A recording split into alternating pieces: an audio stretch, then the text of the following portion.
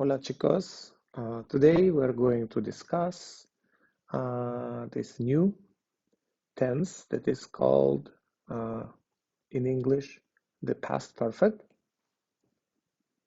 or it's called the pluperfect in English. And in Spanish it is called, believe it or not, it is called Pluscuamperfecto. What a name, eh? Or it is called el antecopreterito. And then for the not faint-hearted, it is also called el pretérito pluscuamperfecto. All of them are correct. Sounds like a nightmare, doesn't it? But it's one of the easiest tenses, despite its complicated name. And plus, I think it gives you a great excuse to find a great name for your cat. Can you imagine a cat called Pluscuamperfecto? Or as an alternative, you could call your cat El Antecopreterito, or even El Preterito Pluscuamperfecto. I feel like it's not a bad idea, so you might consider giving your cat this new beautiful name. In English, this tense exists and is used to express an action that had happened before another action in the past. For example, I had eaten before I came to school, or I have learned a new verb before I went to school this morning. So it's not that difficult. Let's see how it works. So the past perfect would be the tense that you remember expresses the past before the past. So let's see an example. You have here an example. I had eaten tuna fish before I came to school. Might say the cat whose name is Pluscuamperfecto. Or antecopreterito. I had eaten tuna fish before I came to school. So there is a one part of the sentence, I came to school, and it's in the past. And there is another part of the sentence that clearly is projected into the past before that happened. So you had eaten tuna fish before you did something, before you came to school. The next sentence might be you had learned the verbs before you got up. Let's say you learn verbs in your sleep. Amazing. So you learn them in your sleep before you get up. So again, you got up.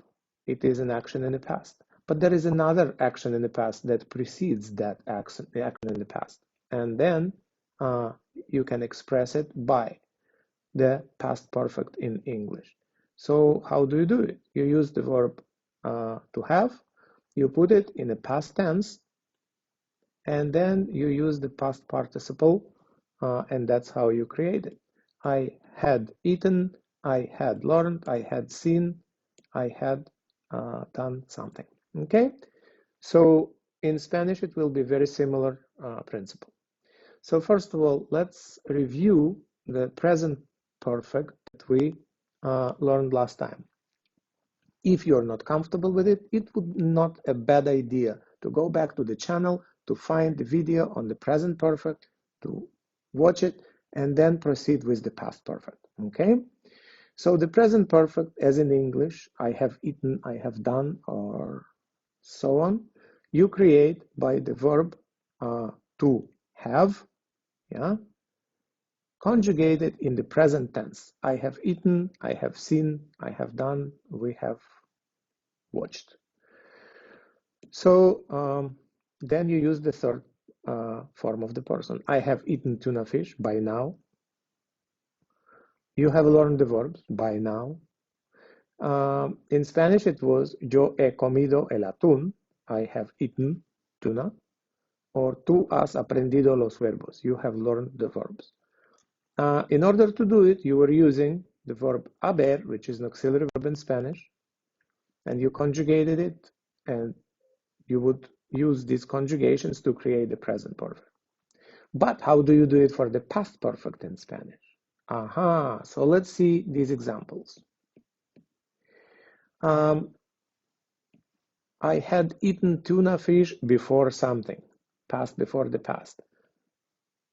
Or you had learned the verbs before something happened in the past. So in Spanish, you use habías for tú or había for yo. So let's see that conjugation because that's what you will need to create the past perfect in Spanish. All right, so it's going to be the same verb, haber, but it will be conjugated in the imperfect or the imperfect preterite instead of the present. So it will be yo había, tú habías, él, ella, usted había, nosotros habíamos, vosotros habíais, used only in Spain. You plural and they habían, ellos or ustedes. So you have here a sentence. Ella había leído antes de ir a la clase. You have here past action, or at least it implies that it's past, even though you use the infinitive here, ir, but it's clearly the action in the past. But there is an action that precedes it in the past, and that's why you use the past perfect pluscuamperfecto with its complex and scary name. All right. So remember, the most important thing, you need to use the auxiliary verb haber in Spanish conjugated in the imperfect tense. All right, let's consider these sentences. Let's say we're walking the Camino of Santiago in Spain. Habíamos llegado a Santiago antes de que ella. We had arrived to Santiago before she did. There is an action in the past. She arrived to Santiago, implied. And then there is an action in the past that precedes it, and we indicate it with the beautiful past perfect, also known as the pluscuamperfecto. Next example would be, había aprendido el pluscuamperfecto cuando la clase terminó. But by the time the class ended, action in the past, I already had learned how to use the pluscuamperfecto, that tense that looks complicated but really is not. And then, habías desayunado antes de venir aquí. You came here. It's implied, even though it is the infinitive. And then, before coming here, had you had your breakfast?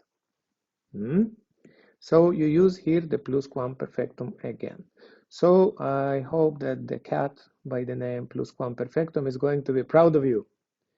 All right, what did we learn in this lesson? We learned in this lesson that pluscuamperfectum is a tense that allows you to express the actions that happen before the past before the past. We learned that we need to use haber conjugated in the imperfecto, and it needs to be memorized.